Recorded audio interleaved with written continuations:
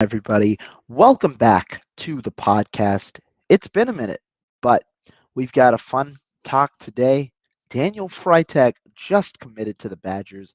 I'm going to be breaking it down, talking about the 2024 recruits, and then giving a little look into the 2023 season and what is going to be a pretty crucial season for Greg Gard after the last year's struggles. But the news of the hour: Daniel Freitag, 2024 point guard, has committed to Wisconsin. Huge landing for Greg Gard. It's the biggest recruit in the history of the Badgers under Greg Gard, and I believe the fifth highest recruit ever, the highest point guard ever in Wisconsin history. That's how monumental this commitment was with Daniel Freitag. Now we all know the backstory. The Badgers have been on Daniel Freitag since they offered him on June 30th of 2021 after seeing him in an advanced camp. Then after that, you obviously have the developments that have gone through until today. They were the first school to offer him. Coach Gard has been very committed to Daniel Freitag throughout the whole process. He was the number one target for the Badgers in the 2024 class. They went after one point guard essentially. It was all eggs in one basket, and it turned out well. The Badgers ended up getting Daniel Freitag, the point guard of the future. And now it creates this little balance that they have in the future in terms of what you're going to see in 2024 and even 2025 when the Badgers start, getting these guys on campus. But let's talk about Daniel Freitag himself. Freitag he exploded really in his sophomore year playing at Jefferson High School and he's been a solid player as well on the AAU circuit, playing for Howard Pulley, a program that we've seen have a lot of Badgers come out of.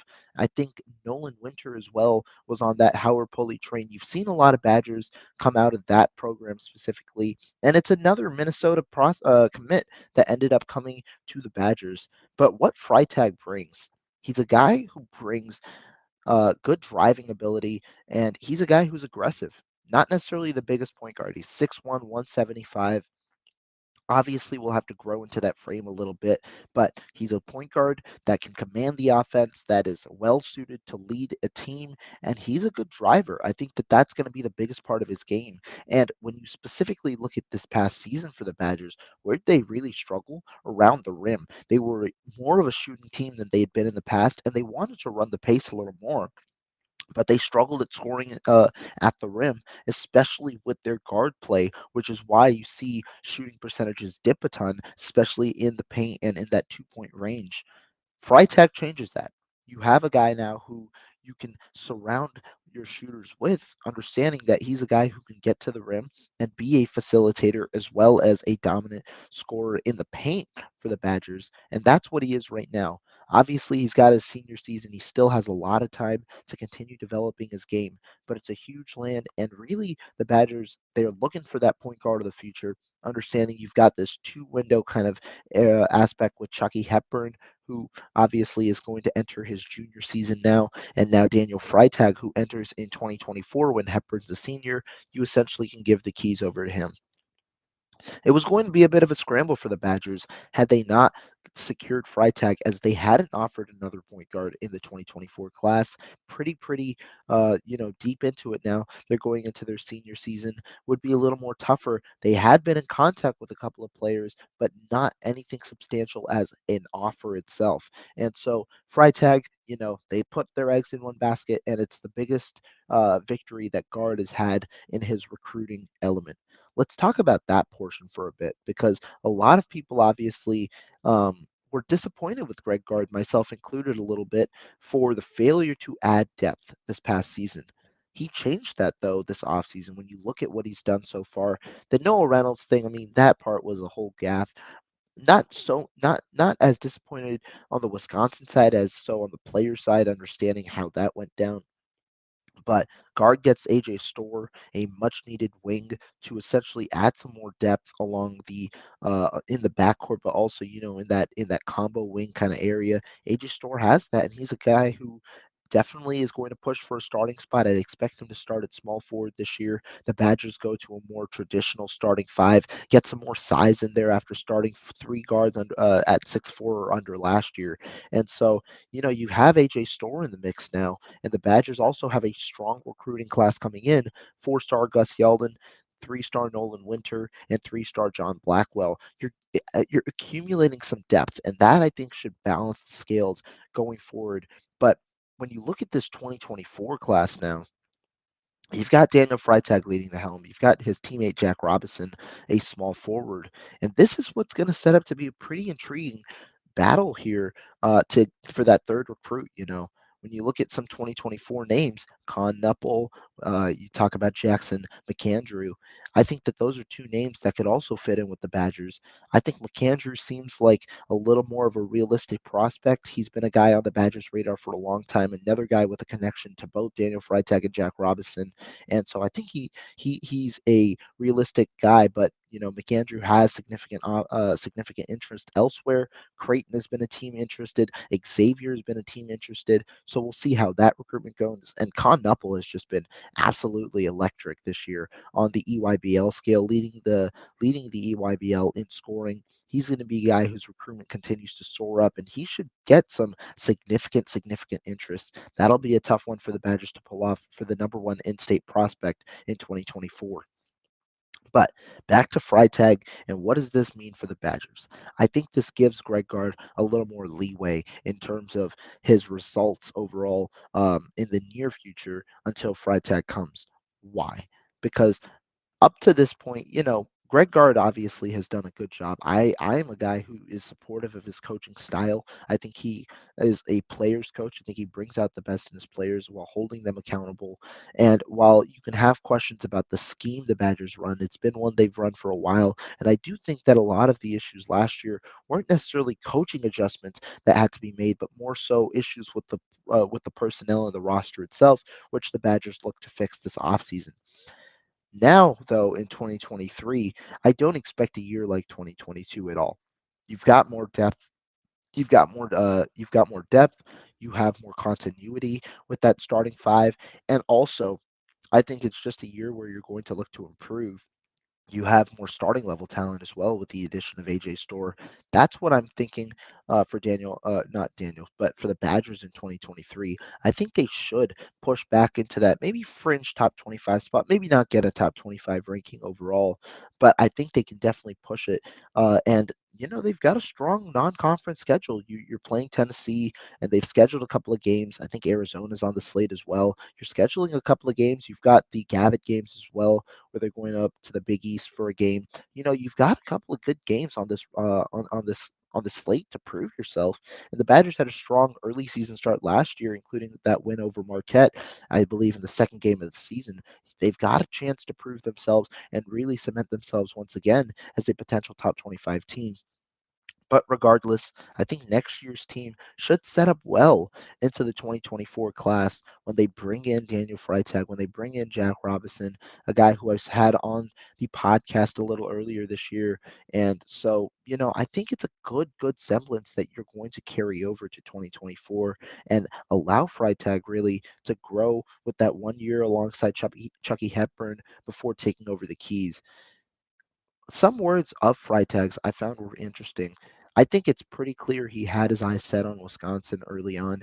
Obviously, the commitment from the coaching staff, specifically the head coach, was abnormal. I mean, they devoted a lot of time into making sure that Daniel Freitag was their number one guy, to showcase he was their number one guy. They were at every game. They were consistently in communication. They even met him while Freitag was on a football visit a couple of months ago in April, when Freitag came out to check out one of Wisconsin's spring practices, and we're in conversation for a couple of hours there as well. And so there's been a lot of communication between the two sides.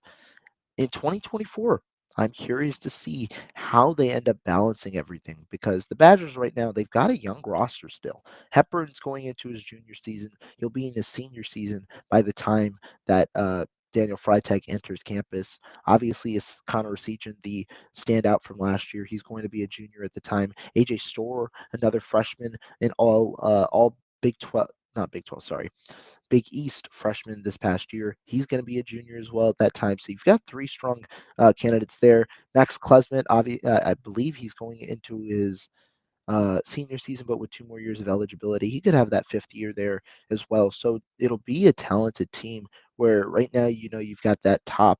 Uh, you've got about four guards that can be in the mix, four guard forwards that can be in the mix.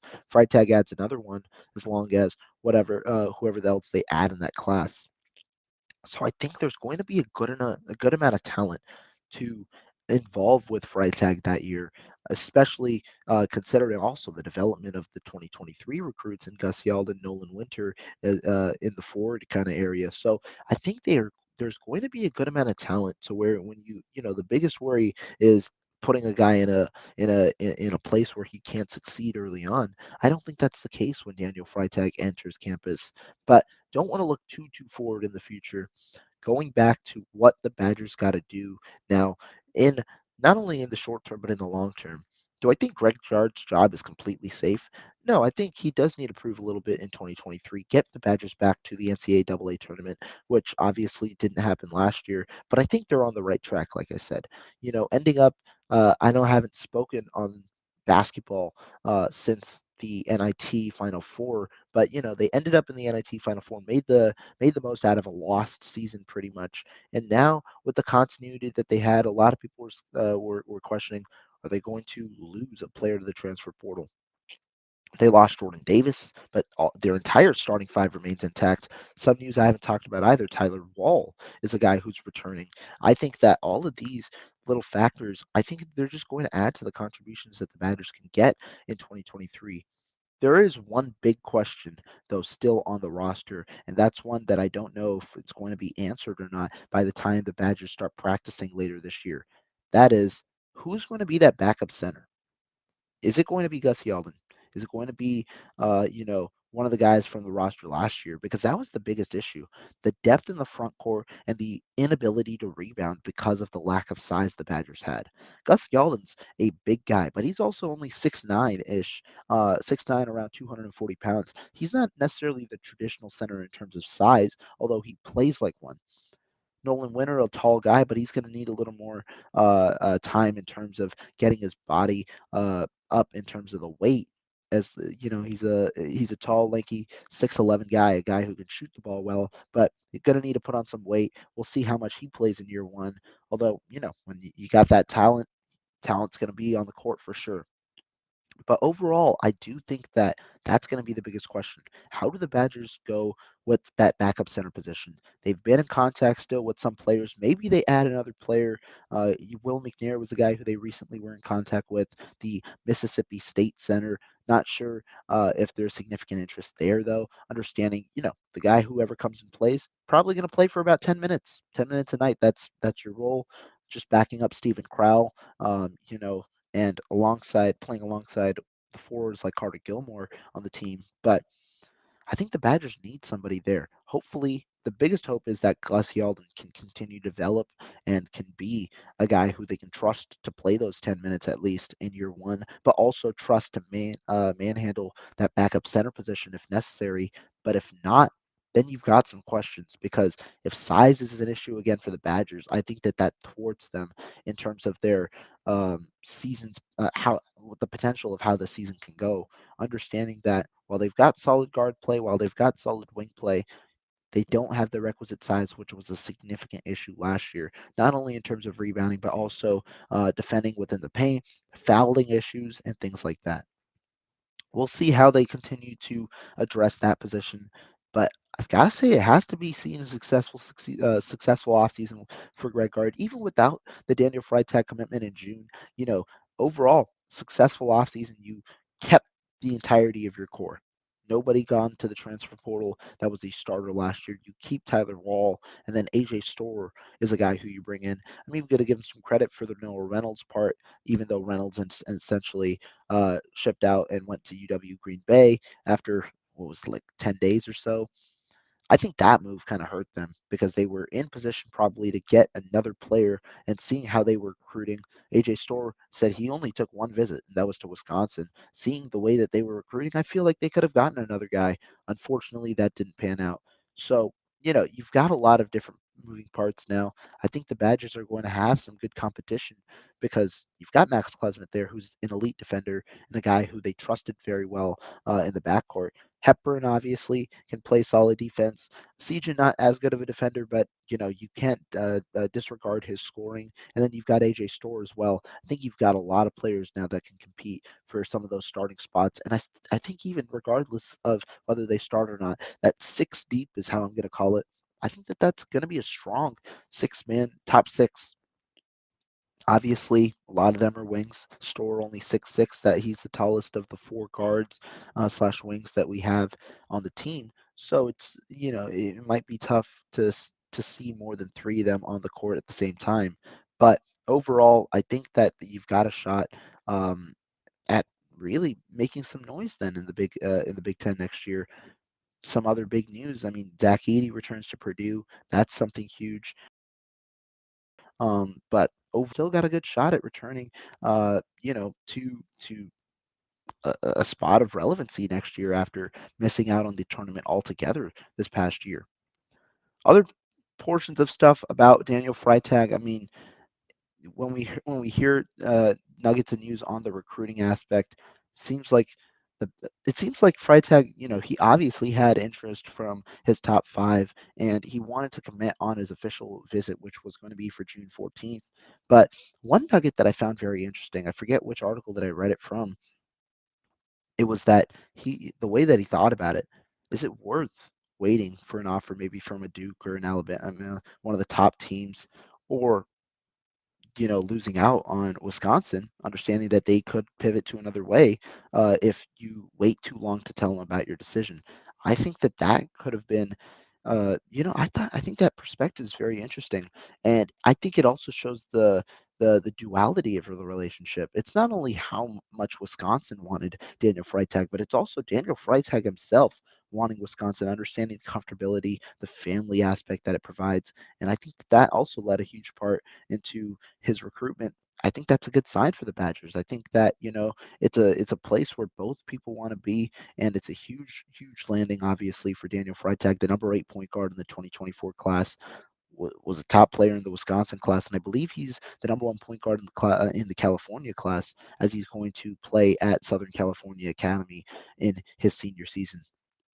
The other big nugget I think from Daniel Freitag's recruitment, no football. Football is now out of the picture. Said I think he made the decision about 4 days ago. Football is out of the picture though for Daniel Freitag.